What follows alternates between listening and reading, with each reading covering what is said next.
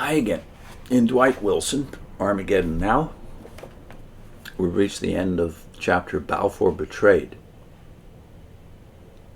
Such cogent moral appeals, that is, the appeals to do the right thing by the Arabs and the Palestinians, such cogent moral appeals had little influence, however, as the weight of opinion continued to rest on the other side. In contrast, Prophecy magazine predicted on the basis of Isaiah 14:1 and 2 a future role for the Arabs as Jewish slaves. Quote, "Disturbance will increase until the Prince of Peace himself comes. Then will the strangers be joined with them. At that time they will be servants and handmaids of the Jews. And they, the Jews, shall rule over their oppressors." Wilson says also the Arabs were accused of padding their unemployment figures, and it was asserted that altogether not more than 889 refugees had been displaced by Jews. After the Arab revolts of 1936-37, the same type of reaction occurred. Britain now was depicted not as a betrayer, but as a modern Darius, whose command must go forth today to inform the Muslim element in Palestine that Israel must be free to build her land.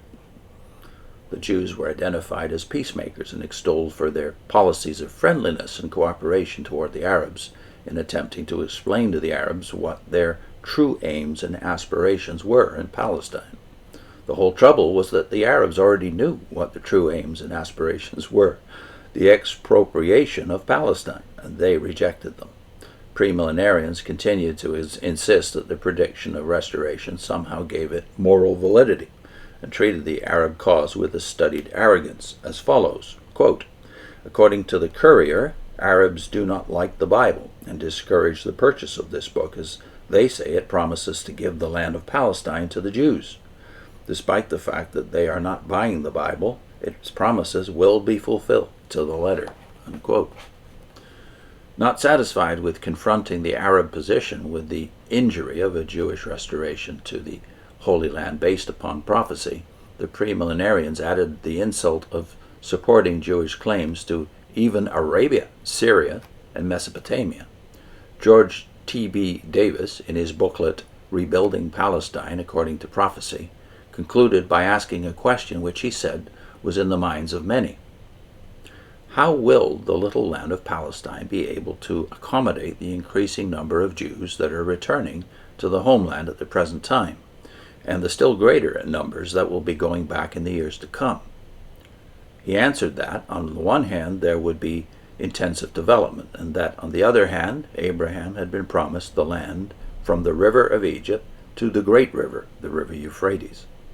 Thus the land would be able to accommodate several times 15 million, the current total of Jews throughout the world. The Evangel magazine generously estimated that by extending the Promised Land to 200,000 square miles, it could support 200 million Jews. Or as Oswald J. Smith expressed it, this royal grant is sufficient to hold all the Jews on earth and yet give each one abundance of room. Wilson says, moreover, this was not thought of merely in terms of feasibility, but in terms of certainty. Quote, "It may be that by purchase and by government policy, a Jewish state of very small dimensions may be set up in Palestine, but we know that in God's own time, the land that was promised to Abraham and his seed will eventually be settled by the chosen people." End of quote. This belief in the extended expansion of Jewish power in and beyond Palestine became an enduring plank in the regular platform of premillenarian attitudes towards developments in the Middle East. Welded with the common xenophobia of Americans, which feared the Arab representatives of a culture so foreign to that of the European and American Jews, with whom they could more readily identify, these singularly premillenarian ideas created an impassable bar to any appreciable toleration toward the Arabs. Britain had hoped to reach an agreement on the Palestinian problem with all the parties involved, but failing this, she issued a unilateral solution on May 17, 1939.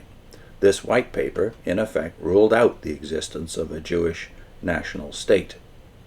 A maximum of 75,000 Jews were to be admitted to Palestine, at a rate of not more than 10,000 annually for 5 years, in addition to 25,000 from Nazi Germany.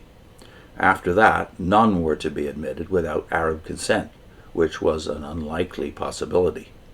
The Evangel confidently responded that white paper or no white paper, in the world of tomorrow, the Jewish national homeland of Palestine, will be a reality.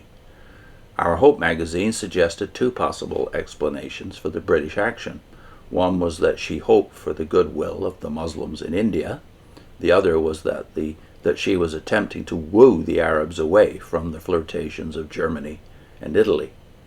Although Our Hope continued to allow the Zionists only a possible role in the restoration of Israel, the journal remains certain of that return. They shall go back to their own land. How and when the white paper will be repudiated, we do not know, but that in the end it shall be non-effective is a certainty. In stark contrast was the consolation offered by liberal Protestantism in the Christian century, which said, quote, "What today looks to many Zionists like black defeat will in the light of history turn out to be glorious victory. The ambition to make Palestine a Jewish state must be dropped, but there is no reason why under the new British proposal it cannot still become a cultural and spiritual center for world Jewry. If Jewish devotion can make of Zionism a demonstration of the universal values in Judaism, social as well as religious, the great blow which has fallen on Jewish hopes with the publication of the British White Paper may turn out to be a blessing in disguise." And here we are, still deadlocked, nearly 80 years later, on the issue of who owns Palestine. Israel. Who owns Palestine / or Israel? I'll put in a link to a chapter in the Bible, a video on a chapter in the Bible that really turned my mind around. It says Ezekiel 36. It has its own answer as to who ultimately will dwell in this land and on what terms they will dwell in the land, because that's not really factored in this discussion by the premillenarians of nearly a century ago. The moral issue is not really taken up. It's who has a right to Palestine. Well, Ezekiel is very clear as to what the conditions will have to be for that right to Palestine / Israel to be realized by Israel. So, that is the people of Israel. We did a video in a Paradise Lost series. The whole series is 19 videos, Paradise Lost for Jehovah's Witnesses, in which we argue about all of the texts that are generally used by witnesses to predict the Paradise Earth. One of them is on Ezekiel 36. So that is on the return to the land under what circumstances? What does God say will have to happen there in order for the Jews to retain the land that was promised to Abraham? And I'll put the playlist on as well. See you soon.